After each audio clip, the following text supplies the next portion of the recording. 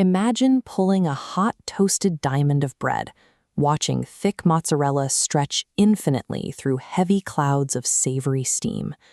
Our objective is to prep a dense bakery loaf to support a heavy volume of cheese and bacon while maintaining its structural crunch. To build this, you'll need a crusty loaf, softened butter, garlic, parsley, bacon, and shredded mozzarella. For preparation, gather a serrated knife, a small skillet for the bacon, and a large sheet of foil.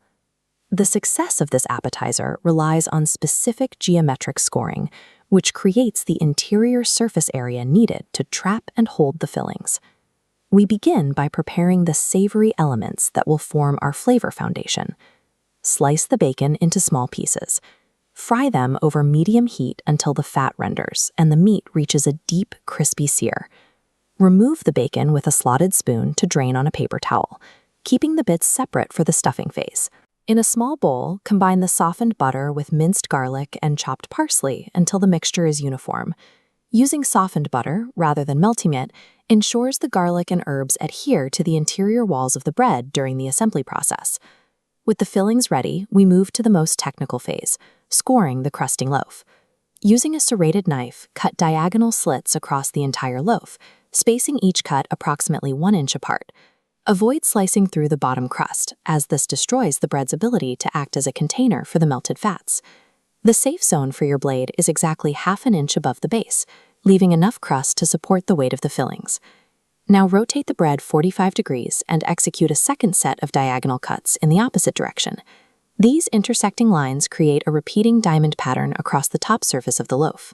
This crosshatch geometry maximizes the number of pockets available for the bacon and cheese while preserving the bread's exterior integrity. Place your scored loaf onto the center of a large foil sheet to catch any runoff during the stuffing process. Gently pry open the diamond slits with your fingers to expose the soft, white crumb of the interior. Use a spoon to work the garlic butter mixture deep into every crevice, ensuring even coverage along the walls. The liquid garlic butter coats the structural walls of the crumb, soaking deep into the porous interior of the loaf. Once the butter is applied, begin the solid stuffing phase with your shredded mozzarella. Wedge the cheese firmly into the buttered cuts, allowing a small amount to remain exposed at the top. Distribute the crispy bacon bits into those same channels, pressing them into the cheese for stability.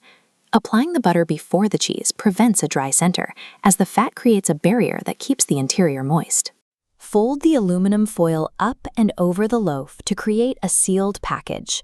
Leave a gap of air at the top of the foil so the melting cheese does not fuse to the wrapper as it expands. In stage 1, bake at 350 degrees for 15 to 20 minutes to trap the steam and liquefy the interior mozzarella. For stage 2, unwrap the top of the foil and bake for another 5 to 10 minutes. This 2-stage thermal method melts the core through trapped moisture before applying direct dry heat to restore the exterior's crispy texture. Peeling back the foil reveals a golden brown surface where the bread edges have toasted to a deep, dark tan. The pan is hot, the cheese continues to bubble, and the kitchen is filled with the scent of toasted garlic. Gripping a center diamond and pulling upward reveals an elastic mozzarella stretch, carrying crispy bacon bits along for the ride. Serve the loaf immediately while the cheese is at its peak molten state for the best possible texture. By combining specific scoring geometry with precise temperature control, these methods ensure a reliable, high-contrast texture in every slice.